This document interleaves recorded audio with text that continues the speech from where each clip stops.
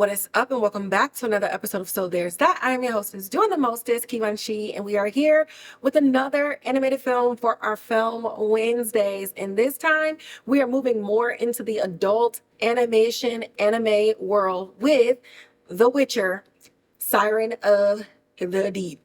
Now, just to let you know, this is not for your kids. Maybe somebody 14 and up, but it's definitely not anything that you can sit down and watch with your young kids. Now, what you do in your home is on you, but I'm just saying. Anyways, fans of The Witcher, I think, might actually like this. And I think that it's a nice, completion of the whole Witcher Netflix situation that happened, where we were getting the live action and we had Henry Cavill as the Witcher, and then I don't even know what happened, and things just kind of didn't do anything. And then next thing you know, this year we got a film from it all. So, it's animated, but it's all good. It's all good. I like the film. But we're gonna go through this, and we're gonna talk about it a little bit. I got some things to say. So, the log line for the movie: hired to probe seaside village attacks, mutant monster hunter Geralt unravels an age-old conflict between humans and sea people that threatens war between kingdoms. Aided by allies, he must solve a mystery before hostilities escalate. So this is the Witcher series is based on the novel by Andrzej Sapowski.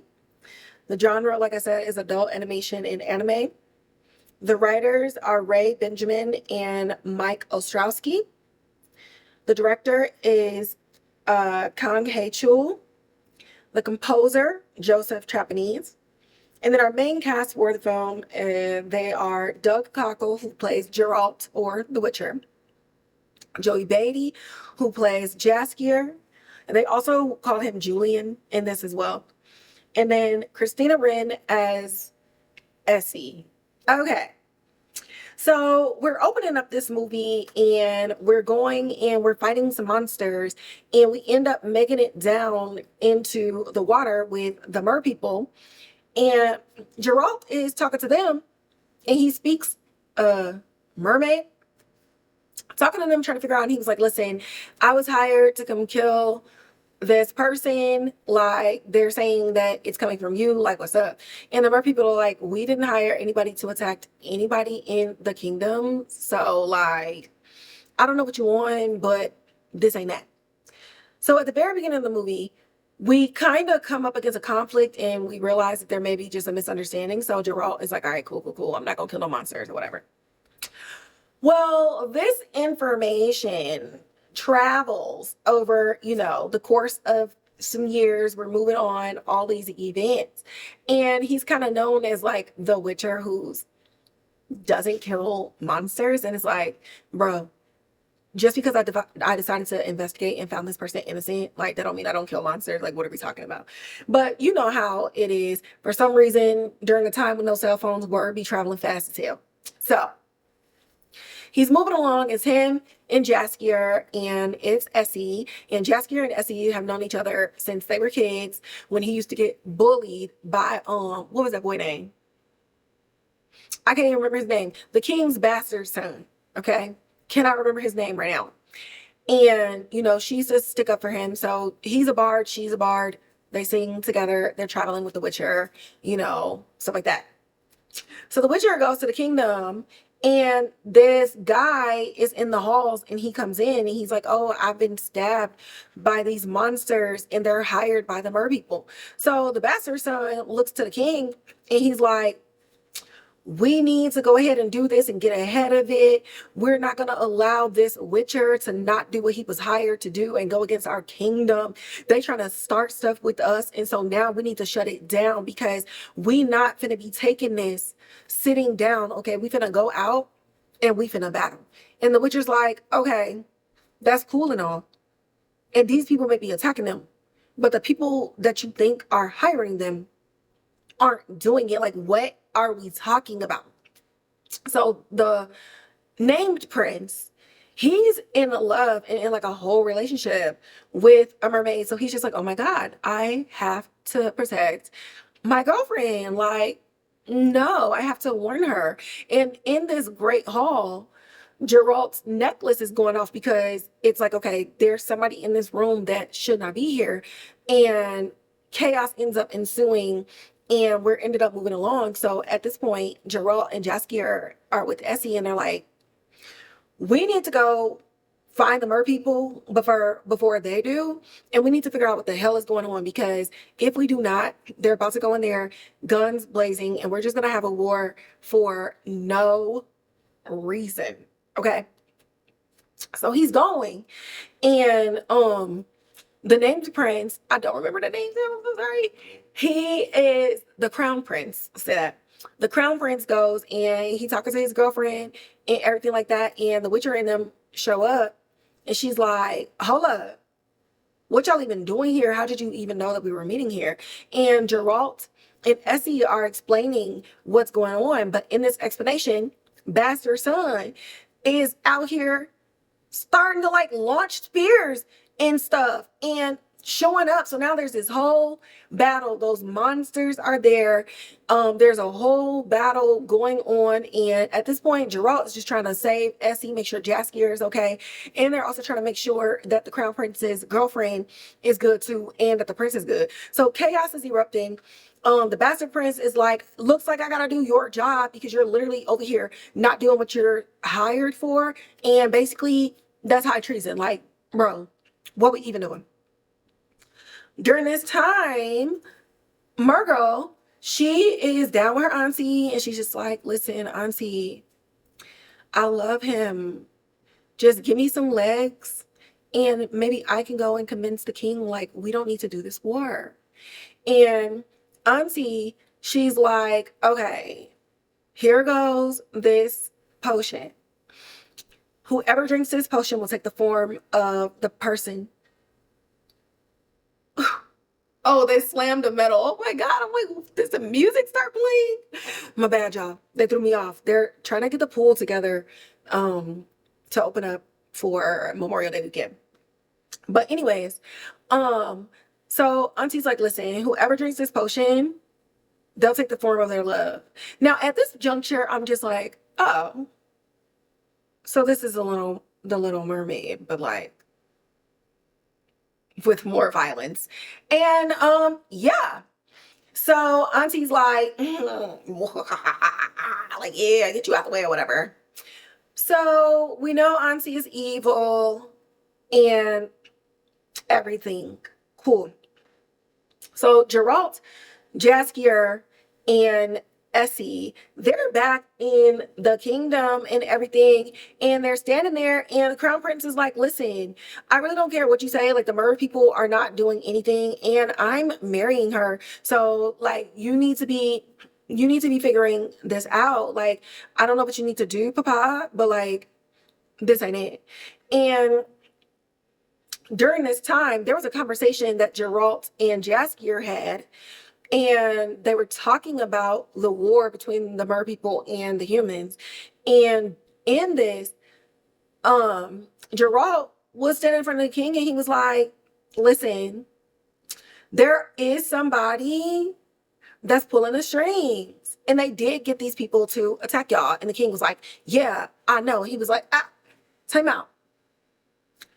But it's not who you say it is. In fact, it is a mermaid who is both a mermaid with powers and can shapeshift. And so everybody in the room was like, a mermaid who can shapeshift? Like, what's up with that? And so then he names auntie, and they're like, wait, what is going on? And they were like, well, how would you know this? And he's like, well, because the first time I walked up into this great hall, that person was here. And they're standing right there. So boom. Auntie, she starts beating people up, and then she's attacking Geralt, and they doing this, that, and the third, and she ends up getting injured, and she escapes and jumps over the side of the cliff and ends up going in the water. Y'all, why did the king hire her to get people to attack his own people? Why? Because he wanted the crown prince to break up with his girlfriend so that he can have a human girl and get some babies. Bruh. Bruh. You done attacked your people multiple times. And you think the king was sad about it? Hell no. He said, all this blood is on your hands. I only attacked this ship that one time, but you wanted to keep doubling down, saying you want to marry her, you want to have babies with her, so I have to keep attacking them, and this is all on you. Take them to the chambers or whatever. So Geralt, Jaskier, Essi, they get taken. Crown Prince was like, you know what? F you, Dad. I don't want anything to do with this. Screw this kingdom. Screw this crown. Screw your land. Screw your legacies. I'm out. Bet. So then the king goes to the bastard and he's like, listen, it's times like this where I wish that you were my crown seed. And so that's all he ever wanted to hear. He's been getting called a bastard his whole life, and now you're basically the lead of the king's guard. So you get to be in the vicinity of your dad. You get to get some acknowledgement, but you'll never be able to carry on your dad's name. So this is all he needed to hear. Ciao. That was short-lived because you were lying, bro. When everything went down, you ended up selling out your own child. And then from one scene to say like, okay, I wish you was my full-blooded seed or whatever. Then being like, oh, you're a traitor and you're disgusting and you'll never bring honor to my name. I'm just like, bruh, everybody looking for validation from their vile ass parents. Push that man off the planks. Anyways, we on the ship and the king was saying, hey, send them all over. Send them, tie them up, let them drown. I don't want nothing to do with it. But you already know, like at this point, like everybody can fight. And then the mer people come up and now we all fighting into, like, at the end of the day, it's us versus the king. Like, it is what it is. But Auntie, she is in her full powers, yo. She's in her full powers and she turns into this big old octopus again. The Little Mermaid. And then nothing's like super pretty. Like, she's ugly. Like, her face gets pressed against the skin of the octopus. So like she has octopus legs, but like looking at the underbelly reminds me of Pennywise the clown when he went into and turned into that giant tarantula. Like it was real ugly. It was real nasty. She was not looking cute no more. And then get this, right? Okay, boom. So I already told you why the king did it. Because he didn't want his son to have no mer babies. Why did Auntie agree to help? Bruh. Because her sister took her man, became queen of the sea, had babies, and she was shut out. She was just like, she got everything that I wanted, and I'm taking it back. None of you deserved it. It's mine. I loved him, and he loved me. If he loved you, girl, he wouldn't have married your sister. Like, I'm sorry. So that's why she mad. So everybody mad because it got something to do with like a relationship or a child. And she's all rubbing it in her niece's face like, where's your man at? Obviously he don't love you enough because everybody over here fighting for your honor and he ain't in sight. And then what happens? Boom. He shows up, he got his sword, he looks scared as hell, but he joins the fight because he has to save his baby mama. Okay, so in good old fashion, the good guys win the fight, they don't kill the king. But when everything just kind of settles and they kind of talking to him and getting him to understand reason, the Witcher told him, like, you couldn't get past your own prejudice and your own son's genitals to even support your kids or even see that you had two sons. So you put all your stock into one, tried to control who he loved, and now you done lost both your kids. You ain't got nobody. Your legacy is dead, bro. It's done. That's punishment enough. And what happens?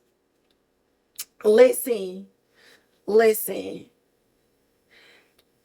The crown prince just when the dad was, gonna make an attempt to accept this wedding, because he's like, okay, she'll drink the potion and she'll get some legs.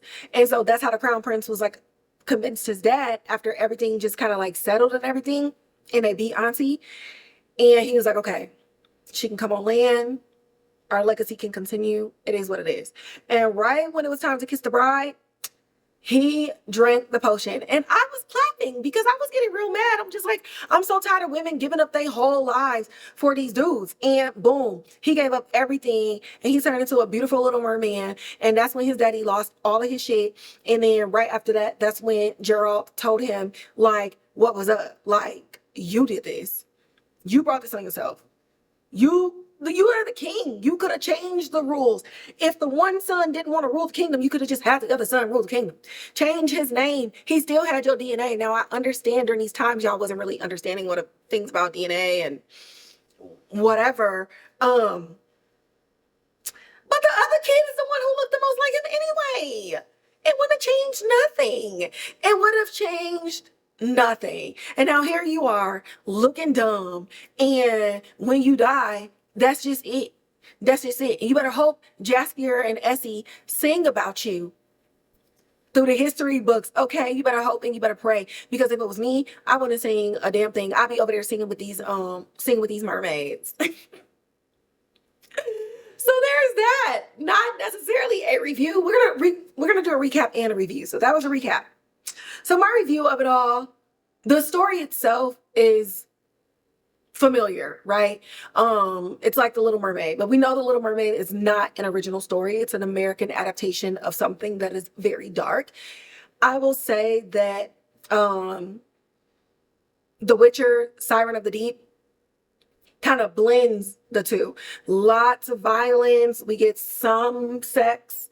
And we just get a lot of like the monstrosity of it all as it pertains to like the plot of like the mermaid and Auntie basically just trying to take over the kingdom.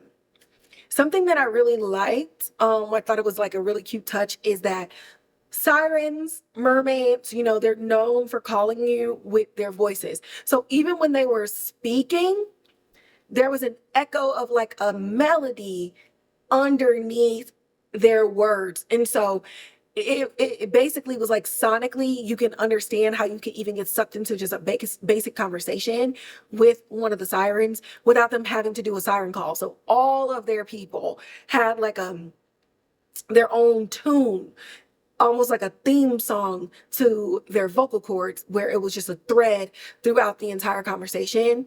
And I really like that.